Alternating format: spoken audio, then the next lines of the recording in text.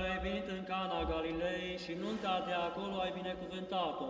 Binecuvintează și pe robii tăi aceștia, Nicolae, Cătălin și Cezar, care cu purtarea ta de grijă s-au însoțit prin unirea nunții.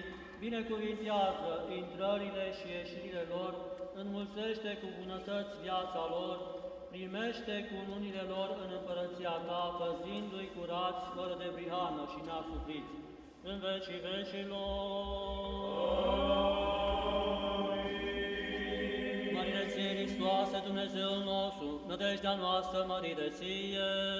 Mărire Tatălui și Fiului și Sfântului Duh, și acum și pururea și în vecii vecilor. Amin. Doamne miluiește, Doamne miluiește, Doamne miluiește. Părinte, binecuvintează.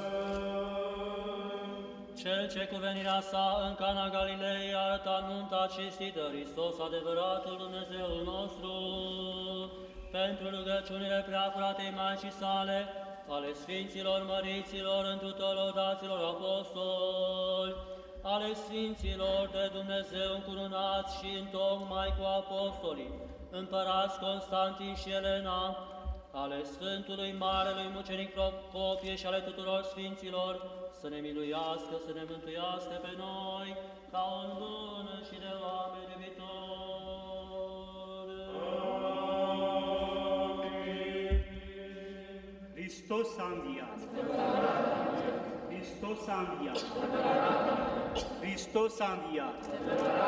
Hristos a înviat din morți, cu moartea pe moarte călcând. Și celor din morminte viață dăruindu-ne. Ne-a dăruit și nouă viață veșnică, închinăm în învierii Lui cele de-a treia zi. Hristos a înviat din morți, cu moartea pe moarte călcând, și celor din mormânturi viață dăruindu-ne.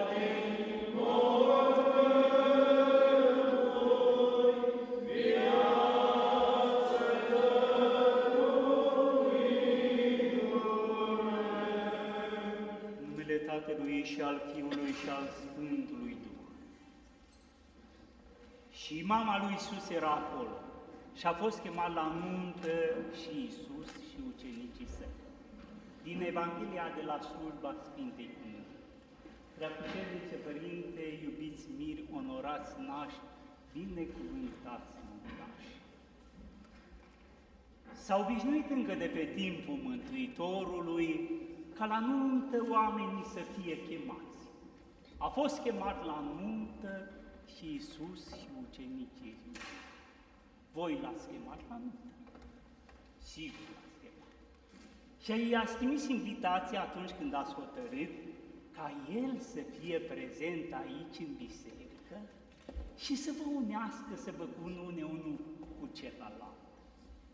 Pentru că există la noi, românii ortodoxi, niște slujbe care se numesc taine, adică ceva ce se săvârșește în chip tainic, în chip pe care mintea aproape nu-l înțelege, dar inima îl pricepe.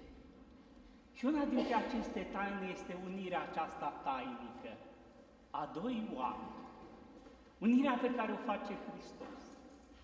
Ați văzut în filme, sau poate unii ați mai fost prin străinătate, ca cum se umblă, cum se fac cununiile în alte părți. Vine unul și zice, cu puterea cu care am fost investit, vă declar soț și soție. Apoi de unde putere la el și dacă este putere omenească? Iar ce este omenesc este trecător și perisabil. Sau prin acest inel te iau pe tine de soție. Un inel, auziți, face. E bine, la noi nu e așa. La noi cel ce săvârșește cununia nu este nici măcar preotul, nu este un om, este Hristos.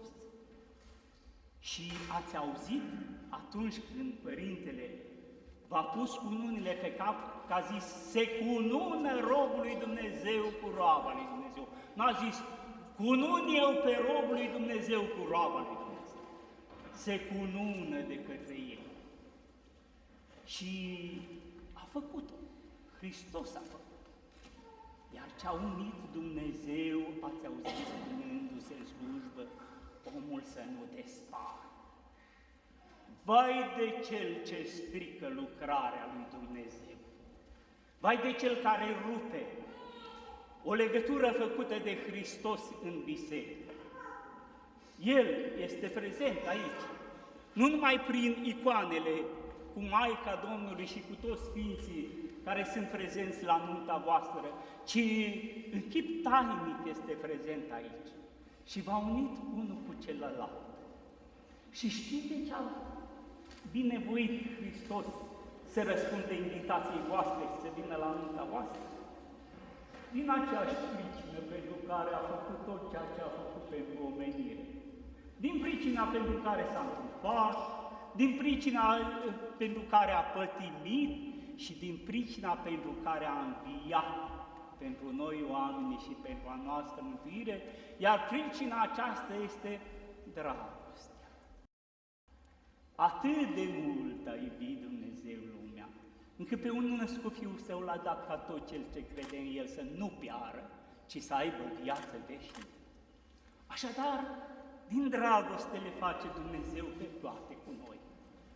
Și apoi dacă El are atâta dragoste, încât spunea un părinte că nici cel mai mare sfânt nu iubește pe Dumnezeu așa cum Dumnezeu iubește pe cel mai mare păcătos. Păi dacă atât de mult ne iubește Dumnezeu, ce trebuie să facem noi? Ceea ce ne-a poruncit. Să iubești pe Domnul Dumnezeul tău din tot sufletul tău și din tot cugetul tău și pe aproapele tău ca pe tine însuți. Datori suntem și noi cu dragoste față de Dumnezeu și veți fi și voi.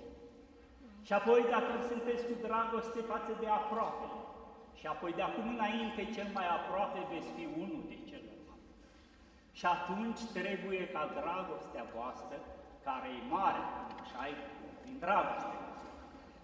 Dragostea aceasta care este mare și la toți mirii este așa, va trebui să crească de acum înainte. Ce credeți, se poate? Sigur că se poate. Dragostea n-are limite. Și apoi trebuie să crească. Pentru că până acum n-ați văzut decât calitățile unul celuilalt. Cât de deștept, ce frumoasă e, dar de acum înainte veți vedea și defecte, pentru că toți avem defecte. Și la toate aceste defecte va trebui să vină dragostea și să le acopere. Așadar, să mulțiți dragostea voastră, cât de mare acum să fie și mai mare cu fiecare zi. Apoi, dragoste trebuie să aveți față de părinții care v-au născut și v-au crescut. Pentru că ați auzit că s-au spus în slujbă, rugăciunile părinților întăresc temeliile caselor copiilor. Este o sintagmă folosită de obicei la nuntă, să aveți casă de piatră. Apoi luat ad literam n-ar fi tocmai bine. Casa de piatră e cam rece, să știți, casă de piatră. Dar luată ca simbolistică e bine, adică să fie puternică, să fie tare casa voastră. Dar temelia casei sunt rugăciunile părinților. Faceți în așa fel încât să se roage pentru voi și de vreți să-i faceți fericit pentru tot ceea ce au făcut ei pentru voi, iubiți-vă unul pe altul și se vor bucura dacă voi veți avea dragoste unul față de celălalt. Apoi a rânduit Dumnezeu să aveți încă un rând de părinți. Părinți duhovnicești, nașii voștri. Sper că tot din dragoste au acceptat să fie nași și cu dragoste au venit să vă însoțească în fața Sfântului Altar. Aș vrea însă să nu uitați niciun nici. Legătura aceasta spirituală de părinți și fii duhovnicești este deosebit de important. Veți da seama înaintea lui Dumnezeu de felul cum îi veți îndruma pe cei tineri în calea lor. Iar voi veți da seama înaintea lui Dumnezeu de felul în care veți asculta de noi voștri părinți duhovnicești. Au o experiență de câțiva anișori de căsnicie, din care sunt sigur că vă vor împărtăși și vouă cu aceeași dragoste. Iubiți apoi pe cei prezenți. La voi parcă sunt mai mulți ca la alții. La alții se duc dincolo, la veselie mai mulți. Tot din dragoste. Dar aici au venit cei care au venit tot din dragoste. Păi dacă ei vă iubesc, dator sunteți și voi să iubiți, și nu cu dragoste declarativă, ci cu dragoste practică, adică să fiți alături de ei la momentele lor fericite, dar mai cu seamă, la momentele de cuplu. Au venit aici, parcă coborând din munții Apusei. Și m-au bucurat. Și mă bucură mult când văd bordul neamului nostru. Este foarte frumos. Dar tare m-aș bucura și mai mult, dacă n-am fi români numai pe din afară, extern. Și români, așa cum au fost românii noștri întotdeauna. Românii în munca pe care o facem, că românul când muncea, apoi muncea. Români în dragostea pe care o arătăm unii față de alții, pentru că românul când iubea. Și români mai cu seamă, în credința puternică pe care moșii și strămoșii noștri au avut-o și pe care ne-au lăsat într-un nou testament și pe care dator suntem să o dăm urmașilor noștri. Se spune că în fața generalului lui Bucov a fost chemat unul din mărginimea Sibiului și i s-a pus în fața ca tuturor să-și lepe de credința că va primi anumite beneficii, iar dacă nu, va fi chinuit. Și știți ce a răspuns în fața generalului? A zis românul nostru: luminăția ta, șuba asta e a mea. Dacă o vrea împărăteasa, i-o dau ei. Trupul ăsta e al meu, dar pentru că sunt supus austriac, austro-ungar, mă duc și mor pentru împărăteasă. Dar credința nu e a mea.